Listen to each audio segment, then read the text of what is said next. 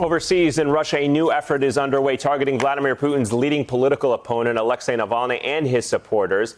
A Moscow court is restricting activities of an anti-corruption foundation Navalny started a day after Moscow's top prosecutor ordered an immediate pause in public activity by Navalny's offices and political groups. And authorities may take even further steps to ban Putin's main opposition figure. Joining me live from Moscow with more on all of this, NBC News' Matt Bodner. Matt, explain to us exactly what the Russian government is doing here.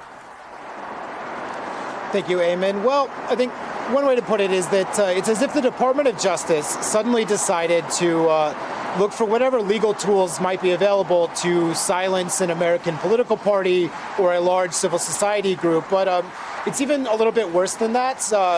What they're actually doing is they're targeting the actual legal structures of Navalny's movement and trying to put an extremist label on them, label them as extremist groups, which would then allow the authorities essentially to take the gloves off in their various efforts to suppress this movement. And, you know, this is in court right now. We're expecting a decision on it as soon as Thursday. It might take a little bit longer, but in a sense, this has already happened. As you mentioned, there's already some bans in effect, and Navalny's team is certainly treating it as if it's already happened. They seem to know there's no way to fight it. And so what we're seeing now is damage control. They're scrubbing their social media feeds, their websites of overt links to the legal groups that are going to be labeled extremist.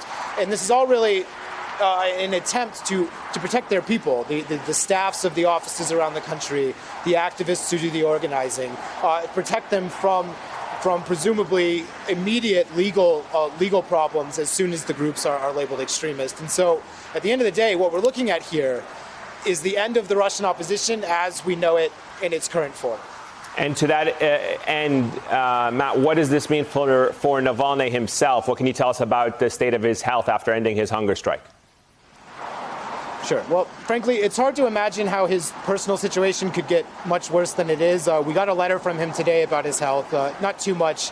Essentially a thank you letter to doctors throughout this whole process, including the prison nurses who are currently helping him work his way out of that hunger strike step by step. Sounds like he's getting, a few spoonfuls of oatmeal every day.